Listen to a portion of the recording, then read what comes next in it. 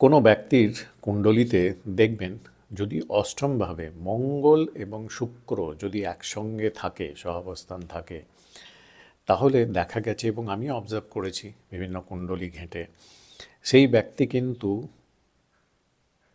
ব্যক্তির মধ্যে একটা চুম্বকীয় আকর্ষণীয় ব্যক্তিত্ব থাকে, অ্যাট্রাক্ট করে, অনেক লোককে অ্যাট্রাক্ট করার ক্ষমতা থাকে এবং সেই ব্যক্তির নেচারটা একটু রহস্যময় হয়। এই রহস্যময় থাকার জন্য সবাইকে অ্যাট্রাক্ট করে। আপনারাও দেখবেন। নমস্কার, আমি স্বাগত জানাচ্ছি জেমিনাই বা মিথুন রাশির ফেব্রুয়ারি মাস ঠিক কী বলছে। ফেব্রুয়ারি মাস জেমিনাই বা মিথুন রাশির জন্য কিন্তু খুব দুর্দান্ত এবং খুব মহত্বপূর্ণ, ইম্পর্ট্যান্ট হতে চলেছে। বুধ আপনার রাশিপতি অষ্টমভাবে থাকছে উচ্চস্থ মঙ্গলের সঙ্গে এবং আপনাদের ব্যক্তিত্বের মধ্যে একটা দারুণ চুম্বকীয় আকর্ষণীয়তা লক্ষ্য করা যেতে পারে, যেটাকে কাজে লাগিয়ে আপনার যে নিড, ব্যবসায়িক নিড, ফাইন্যান্স নিড, আপনার চাকরির ক্ষেত্রে কিছু করণীয়, এই জায়গাগুলোতে আপনি দারুণভাবে ভালো ফল তুলে আনতে পারেন, ফায়দা ওঠাতে পারেন। তো চলুন, জেমিনার ক্ষেত্রে এখন গোচর যেরকম দাঁড়াচ্ছে, বিশেষ করে যে প্ল্যানেটগুলোর গোচর সব থেকে শুভ মনে হচ্ছে সেটা হচ্ছে বৃহস্পতি, দুটো কেন্দ্র ভাবের অধিপতি, মিত্র গৃহে একাদশভাবে দারুণ শুভভাবে অবস্থান আছে। রাহু একাদশভাবে গোচর, আরও দুর্দান্ত বলতে পারেন, এবং স্বক্ষেত্রী হয়ে ভাগ্যবতী ভাগ্যস্থানে শনির অবস্থান চলছে।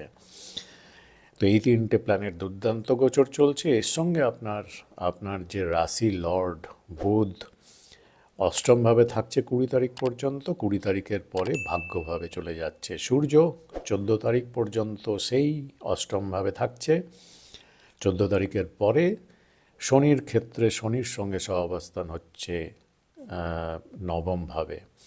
শুক্র 12 তারিখ পর্যন্ত থাকছে সপ্তমভাবে, এরপরে শুক্র অষ্টমভাবে চলে আসছে, মঙ্গল উচ্চস্থ অবস্থায় থাকছে। এটাও কিন্তু আপনাদের ক্ষেত্রে অনেক তাৎপর্যপূর্ণ হতে চলেছে। তো বলতে পারেন মিথুন রাশির জন্য এক কথায় ফেব্রুয়ারি মাস কিন্তু দুর্দান্ত হচ্ছে এবং অতি বিশেষ এবং সৌভাগ্যশালী করার মাস হতে চলেছে। তৃতীয়ভাবে যে লর্ড সূর্য 14 তারিখের পরে শনি যুক্ত হচ্ছে। শনি এবং সূর্য কিন্তু বিপরীত গ্রহ বলতে পারেন। একজন যদি হয় রাজা সূর্য, একজন হচ্ছে চাকর, মিল কিন্তু হয় না, পিতা বা পুত্র এরকমভাবেও ভাবতে পারেন। তবে এই কম্বিনেশন যে সবসময় খারাপ ফল দেয় এরকম কিন্তু নয় ঠিক ব্যাপারটা। শনি এবং সূর্যের যে কম্বিনেশন থাকবে, এখানে কি ফায়দা দিতে পারে? যারা কম্বিনেশনে গভর্নমেন্ট চাকরির জন্য যারা অনেক দিন চেষ্টা করছেন তাদের জন্য এটা ভালোভাবে ম্যাচিওর করতে পারে, বা গভর্নমেন্ট রিলেটেড জায়গাগুলোতে যারা জব করেন, বিজনেস করেন, বা কোনোভাবে গভর্নমেন্ট টাচের কোনো জিনিসের কিছু কাজকর্মের সঙ্গে জড়িত আছেন তাদের জন্য খুব ভালো ফল দিতে পারে। কখন? 14 তারিখের পর থেকে। এর মধ্যেও কিছু দিন অবশ্যই খুব ভালো হতে পারে, নোট করতে পারেন। 4 তারিখ, 8 তারিখ, 16 তারিখ, 12 তারিখ, 25 তারিখ, 26 তারিখ বিশেষ ফল দিতে পারে। তো এখানে একটু ট্রাবল হতে পারে। ট্রাবলটা ইনফ্যাক্ট হতে পারে পিতা, গুরু এদের সঙ্গে একটু মতের মিল না হওয়া বা মতের বিরোধ হয়ে যাওয়া, এরকম একটু কনফ্লিক্ট হতে পারে। তথাপি এই সব ক্ষেত্রগুলো যেগুলো বললাম সেখানে কিন্তু আপনাদের ফায়দা দিতে পারে। 20 তারিখের পরে আপনার রাশিপতি বুধ চলে আসছে ভাগ্যভাবে। 20 তারিখের পরে কোনো ভাগ্যশালী ঘটনা ঘটতে পারে ইন জেনারেলভাবে, গোচর তো তাই বলছে। ঘর জমি ব্যাপারে যদি কোনো কিছু করতে চাইছিলেন, এতদিন আপনি একটু সেভিংস করে রেখেছিলেন, কিছু চাইছেন করতে, সেই ব্যাপারগুলো ম্যাচিওর করতে পারে। কেননা আপনার রাশিপতি নবমভাবে যাচ্ছে এবং সঙ্গে ভূমির কারক গ্রহ, রিয়েল এস্টেটের কারক গ্রহ মঙ্গল ওকে পাচ্ছেন উচ্চস্থ অবস্থায়।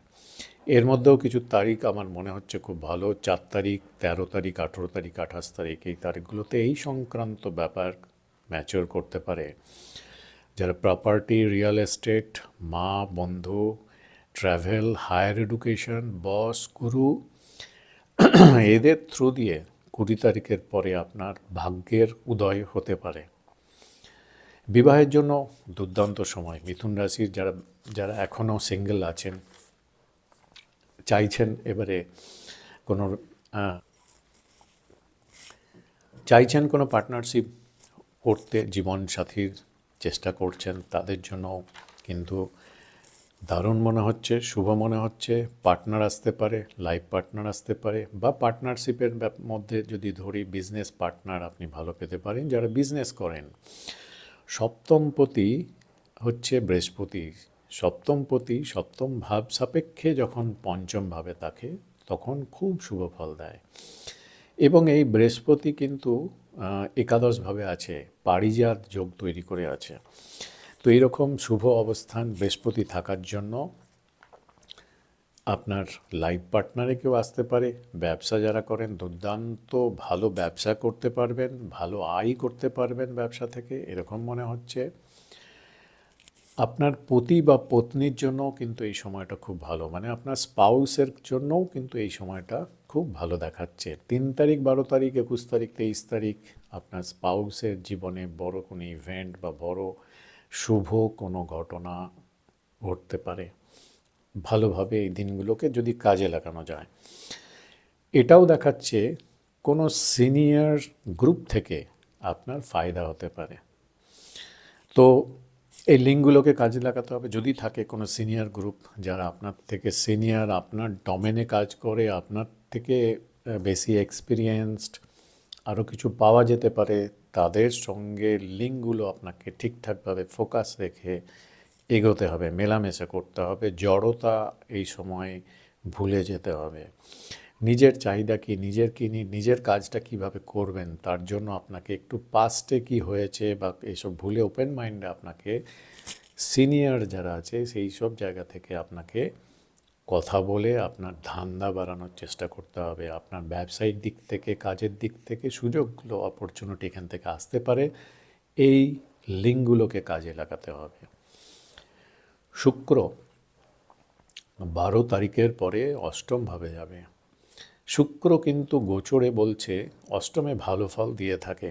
সুখ সাধনের জন্য যে জিনিস আমাদের সুখ দেয় তার সাধন জোটায় বা ফেভার আনে। গিফট পেতে পারেন সাডেনলি, ইনহেরিটেন্স সূত্রে বা অন্য কোনোভাবে সাডেন কোনো গিফট পেতে পারেন। বৈধ এবং অবৈধ রিলেশনশিপ থেকে আপনি কোনো লাভ ওঠাতে পারেন। এছাড়াও লটারি, সাট্টা এইসব জায়গা থেকেও লাভ ওঠাতে পারেন। আমি এনকারেজ করব না, কিন্তু হতে পারে। তবে এইসব প্রাপ্তিযোগ যেগুলো হবে তার জন্য কিন্তু অনেকের হিংসার শিকারও আপনি পড়তে পারেন এবং শত্রুতা একটু বাড়তে পারে। কেননা এখানে কিন্তু মঙ্গলও থাকছে, শুক্র মঙ্গল একসঙ্গে থাকছে।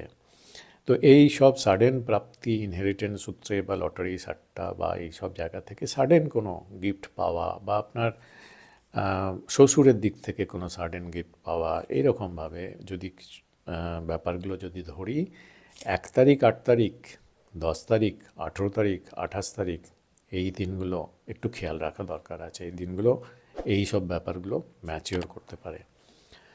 আচ্ছা, মঙ্গল কিন্তু উচ্চস্থ অবস্থায় অষ্টমভাবে থাকছে।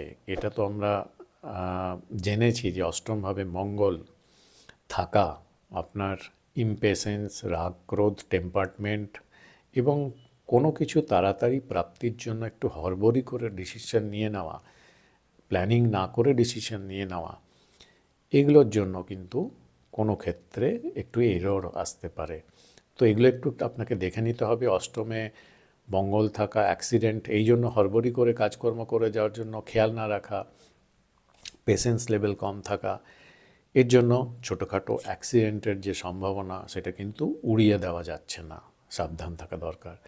অষ্টমভাবে মঙ্গল থেকে কিন্তু এখানে মঙ্গল তার দৃষ্টি প্রদান করবে দ্বিতীয়ভাবে। দ্বিতীয় ভাব মানে বাকশক্তি, কমিউনিকেশান, কী ধরনের কথাবার্তা থ্রোয়িং করেন আপনি সমাজে, এখানে কিন্তু কথাবার্তা একটু উগ্রতা আসতে পারে, খেয়াল রাখা দরকার। কেননা উগ্র কথাবার্তার জন্য রিলেশনশিপগুলো কিন্তু ড্যামেজ করে।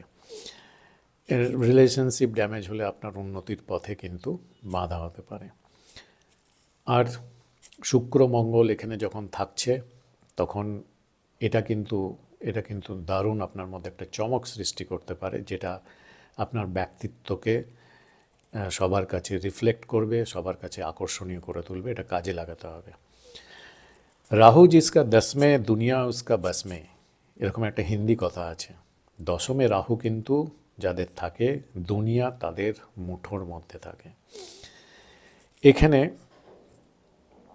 রাহু আপনার কেরিয়ারে অনেক বড় নাম, জয়, সম্মান এনে দিতে পারে। অবশ্য কুণ্ডলিতেও প্রমিস থাকতে হবে, এবং যারা সঠিক শুভ দশান্তর্দশার মধ্যে দিয়ে যাচ্ছেন, মজবুত কুণ্ডলী যাদের, তাদের ক্ষেত্রে এটা 100% অ্যাপ্লিকেবল হতে পারে। মায়ের শরীর স্বাস্থ্যের দিকে একটু খেয়াল রাখা দরকার, বা মায়ের কোনো ব্যাপার ভালো না লাগা, সেটা আপনাকে জন্য একটু মতভেদ হতে পারে।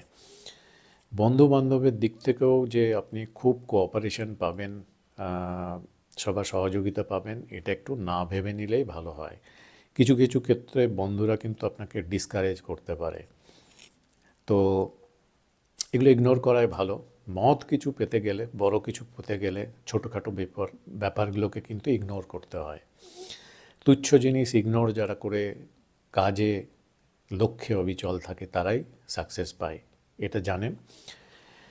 এবারে যদি শনির ব্যাপারটা দেখি, শনি কিন্তু ভাগ্যপতি যখন ভাগ্যস্থানে থাকছে, তখন তো এটাও একটা বড় গোচর বলতে পারেন। এটা একটা খুব শুভ গোচর, কিন্তু প্ল্যানেটটা যেহেতু শনি ডিলে, লম্বা প্রসেস, লম্বা ধৈর্যের পরীক্ষা, তারপরে আপনি দেখতে পাবেন যে এটা কিন্তু লম্বা সময়ের জন্য, পরের জন্য আপনাকে কিছু অবশ্যই দিয়ে যেতে পারে। টেম্পোরারি মনে হতে পারে যে আপনার প্রচণ্ড এফোর্ট লাগছে, পরিশ্রম লাগছে কোনো কিছু পেতে, কিন্তু ভবিষ্যতের জন্য আপনাকে নিশ্চয়ই কোনো শক্ত প্ল্যাটফর্মের উপর দাঁড় করানোর ভিত প্রস্তুত করছে ধরে নিতে পারেন। তো এটাও কিন্তু দুর্দান্ত গোচর এক কথায় বলতে পারেন। আয়ের দিকটা যদি দেখি, ফাইন্যান্সের ব্যাপারটা 11th হাউসে আছে বৃহস্পতি, এবং 11th হাউস লর্ড মঙ্গল উচ্চস্থ অবস্থায় থাকার জন্য আপনাদের ফাইন্যান্সের পার্টটাও যথেষ্ট শক্তিশালী থাকছে। লাভ রোমান্সের জন্য 12 তারিখ পর্যন্ত বেশ ভালো মনে হচ্ছে। স্টক মার্কেট থেকেও 12 তারিখ পর্যন্ত ভালো লাভ ওঠানো যেতে পারে, যারা স্টক মার্কেটে বিনিয়োগ করেন বা নিয়মিত কিছু করে থাকেন, ট্রেডিং করে থাকেন। যাই হোক, মোটামুটি এরকমই দাঁড়াচ্ছে জেমিনাইয়ের ক্ষেত্রে। সংযোগ হিসাবে কিন্তু খুব ভালো, দুর্দান্ত দেখাচ্ছে। ব্যাপারটা কতটা আপনি কিভাবে ইউজ করবেন এই সময়টাকে, কিভাবে যে যে জায়গাগুলো ভালো ভাইব্রেশন থাকছে সেগুলো কিভাবে আপনি নিজের ফেভারে কাজের মাধ্যমে করে নিতে পারবেন, সেটা ডিপেন্ড করছে আপনার মাস কিভাবে দাঁড়াতে পারে। ব্যক্তিগত কুণ্ডলীটাও নির্ভর করে, ডিপেন্ড করে। যদি সেখানে ভালো প্রমিস থাকে, ভালো দশার মধ্যে দিয়ে যারা যাচ্ছে, তাদের ক্ষেত্রে ম্যাক্সিমাম রেজাল্টগুলো পাওয়ার সম্ভাবনা থাকতে পারে। যাই হোক, একটা আইডিয়া আপনারা এই ভিডিও থেকে পেতে পারেন, ঠিক ফেব্রুয়ারি মাস কীরকম দাঁড়াচ্ছে, সেইভাবেই আপনারা প্ল্যানিং করে নিতে পারেন। যদি ভিডিওটা ভালো লাগে, একটা লাইক অবশ্যই করবেন। যারা নতুন দেখছেন সাবস্ক্রাইব করে রাখুন। অনলাইন কনসালটেন্সি আমি দিয়ে থাকি। আপনি কি জানতে চান 2024-এ ঠিক কীরকম দাঁড়াচ্ছে আপনার ব্যক্তিগত কুণ্ডলী সাপেক্ষে, আপনার ঠিক কীরকম হতে পারে ফেব্রুয়ারি মাস, বা পুরো বছরটা কীরকম হতে পারে? যদি জানতে চান, ইন্টারেস্ট থাকেন, তাহলে অনলাইন কনসালটেন্সির জন্য ওয়েবসাইটে ভিজিট করতে পারেন। এখানে ডিটেলস, প্রসিডিওর, ফিজ ইত্যাদি সব কিছু ডিটেলসে পেয়ে যাবেন। আদারওয়াইজ একটা হোয়াটসঅ্যাপ নাম্বার আপনারা পাবেন, এখানে মেসেজের মাধ্যমে কন্ট্যাক্ট করতে পারেন। অটো SMS আপনার কাছে চলে যাবে। এই নাম্বারে কল জেনারেলি অ্যাকসেপ্ট করা হয় না, কেউ অ্যাটেন্ড করে না। হোয়াটসঅ্যাপের মাধ্যমে কন্ট্যাক্ট করতে পারেন। তো আজকের মতো এই পর্যন্তই। নমস্কার।